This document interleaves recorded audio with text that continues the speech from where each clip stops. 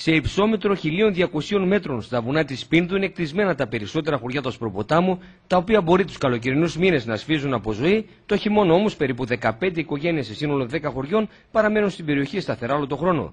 Οι κάτοικοι προσπαθούν να επιβιώσουν, να ανταπεξέλθουν στις καιρικές συνθήκες, να διατηρήσουν τις επαγγελματικές τους ασχολίες και κυρίως να ξεπεράσουν τη μονότονη καθημερινότητα και τις ατελείωτες νύχτες του χειμώνα. Παρ' όλα αυτά δείχνουν να τα καταφέρουν παρά τα προβλήματα που αντιμετωπίζουν καθημερινά.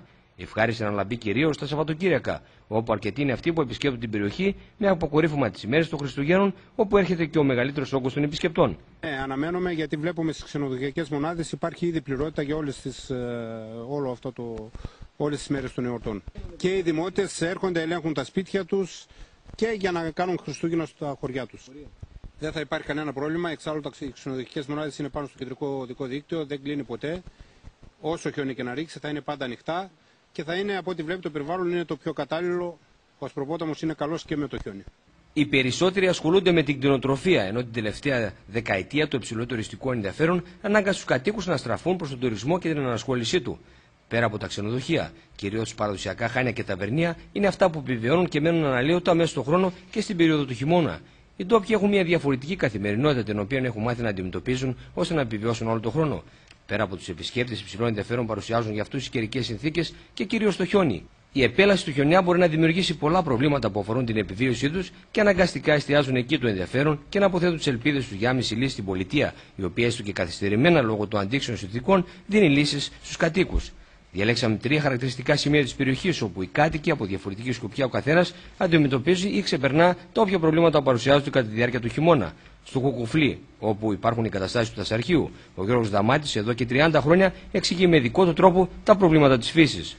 Δεν έχουμε άλλα προβλήματα. Πρόεδρο έχουμε, τσίφτη ενδιαφέρεται παντού. Είσαστε έτοιμοι για τις γιορτές? Βεβαίως έτοιμοι είμαστε. Γιατί να μην είμαστε. Θα είναι κάτι διαφορετικό τα Χριστούγεννα αυτά ή απλά είναι τα ίδια. Έτσι πάντα με χιόνια γίνονται εδώ τα Χριστούγεννα. Είναι ορεινό.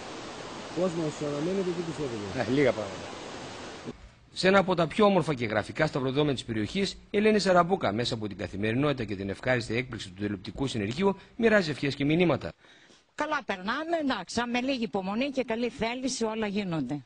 Κόσμο περιμένουμε, θα ανέβει σίγουρα, γιατί βοηθάει και ο καιρός που έχουν τα χιόνια. Εύχομαι χρόνια πολλά, καλή χρονιά, υγεία και ευτυχία σε όλο τον κόσμο και ειρήνη.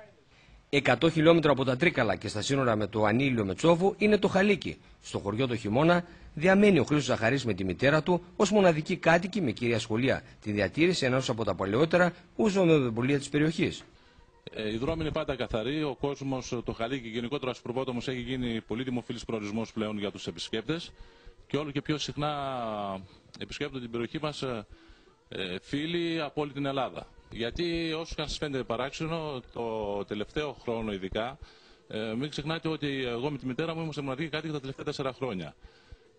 Αλλάξαμε πολύ τα μυαλά και πολλών ανθρώπων και όλο και πιο συχνά χωριανοί μας έρχονται και κάθονται 2-3 μέρες, μια εβδομάδα, κυρίως συνταξιούχοι ή αγρότες οι οποίοι δεν έχουν δουλειά στο χειμώνα.